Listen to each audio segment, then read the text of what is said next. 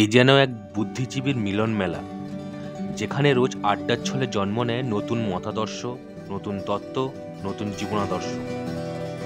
চারিদিকে চোখ মেললে অবাক হতে হয়। যৌবন থেকে বৃদ্ধ পায় প্রতিটি বয়সের ছেলে মেয়েকে দেখা যায় এই আড্ডার জায়গায়। কত মানুষের যৌবন কেটেছে এই মিলন মেলাতে। এ এক নিরন্তর ভালো লাগা, ভালোবাসার জায়গা।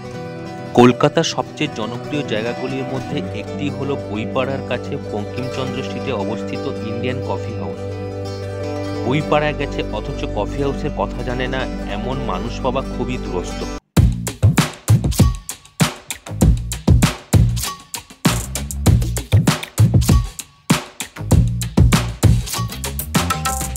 নমস্কার বন্ধুরা, ট্রিপ টু ফুডের আরও একটি নতুন ভিডিও দিয়ে আপনাদের স্বাগত। সানডে স্পেশাল সিরিজের কলকাতা গল্পকথার সপ্তম পর্বে থাকছে কফি হাউসের গল্পকথা। ভিডিওটি শেষ পর্যন্ত দেখার অনুরোধ রইল। আশা করি ভিডিওটি আপনাদের সকলের ভালো লাগবে। তো চলুন শুরু করা যাক আজকের কফি হাউসের গল্পকথা।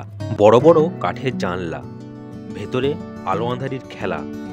পড়ন্ত বিকেলে আলো দিচ্ছে উঁকি। ওপরে লম্বা করিডোর।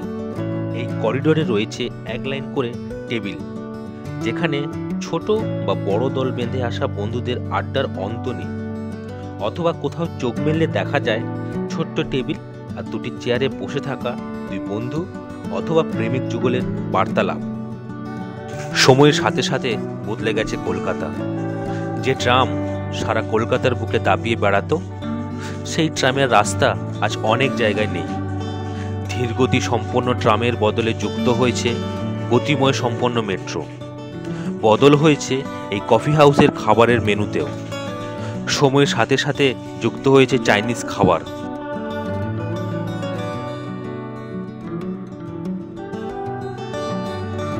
নিকটতম স্কুল, কলেজ, ইউনিভার্সিটি ছাত্রছাত্রীদের ভিড় ছাড়াও নামি দামি বুদ্ধিজীবী, লেখক সহ সাহিত্যিক, নায়ক, গায়ক, রাজনীতিবিদ এখানে এসে ভিড় জমাতো।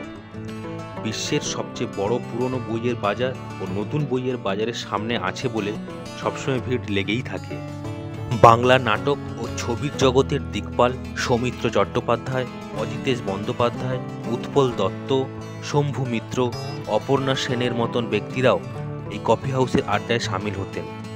শুধুমাত্র যে সাহিত্য বা রঙ্গমঞ্চ নয়, কফি হাউসের কাফে তুফান তুলতে কফি হাউসে জড়ো হতেন মানবেন্দ্র রায়, বিমান বসু, বুদ্ধদেব ভট্টাচার্য, অনিল বিশ্বাসের মতন বামপন্থী নেতারা। কফি হাউস শাসন করেছেন যারা, সেই মুখগুলো সময়ের সাথে সাথে পাল্টে গিয়েছে।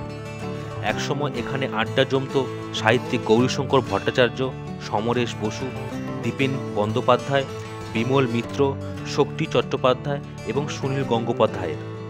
পাশাপাশি আসতেন শিবরাম চক্রবর্তী, সুভাষ মুখোপাধ্যায়, তরুণ সান্যালরাও। বারবার অস্তিত্বের সংকটের মুখোমুখি হয়েছে এই কফি হাউস, আর প্রতিবারই ঘুরে দাঁড়িয়েছে। তার একটি বড় উদাহরণ হিসেবে আমরা বলতে পারি 90-এর দশকে প্রকাশ্য সংঘাতের আকার নেয় কফি হাউসের মালিকপক্ষের সাথে সমবায়ের মতবিরোধ। 1986 সালে সংশোধিত জমি অধিগ্রহণ আইনে বিপাকে পড়ে যায় সমবায় সংস্থা। এই আইনের পরিপ্রেক্ষিতে 1992 সালে কোর্টের রায়ে কফি হাউস বন্ধ হওয়ার উপক্রম হয়।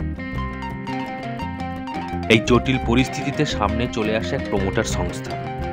মূলত এই সংস্থার সঙ্গে যুদ্ধে কফি হাউসের অস্তিত্ব সংকটে পড়ে। বহু টানাপোড়েনের পর তৎকালীন বাম সরকার 1996 সালের 8ই সেপ্টেম্বর কফি হাউস নির্দিষ্ট অংশ কিনে সেটিকে তুলে দেয় কফি হাউসের সমবায়ের হাতে। নিছক আড্ডা নয়, কফি হাউস আদতে বাঙালির মননে চারণভূমি।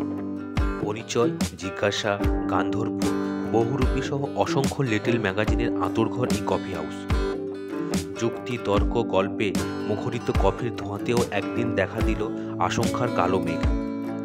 সালটা 1912। আলবার্ট হলের মালিকানা বদল হয়ে গিয়েছিল। চোরাবাগানের জমিদার অভিরাম মল্লিকের পরিবার কিনেছিল এই বাড়িটি। তার 2 তলা ভাড়া নিয়ে শুরু হয়েছিল কফি হাউস।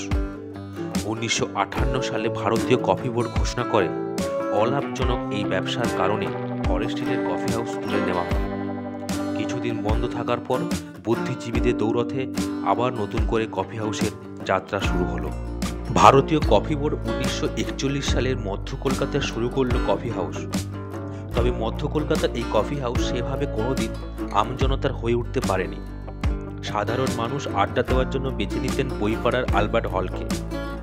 40 দশকের সেখানে শুরু হলো ভারতীয় কফি বোর্ড দ্বারা পরিচালিত কফি হাউস। ধুমায়িত কফির কাপের সঙ্গে চলত বই পড়া। স্বাধীনতার পরে আলবার্ট হল পরিচয় আড়ালে চলে গেল।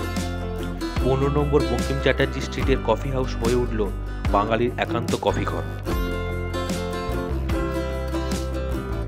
হালফিলের কফি হাউস যতই আসুক না কেন, কলেজ পাড়ার কফি হাউস বাঙালির কাছে এক ও অদ্বিতীয়। তার টেবিলে আড্ডাটা আজ নেই বলে নস্টালজিয়ায় ভাসতে ভালোবাসে কলকাতা।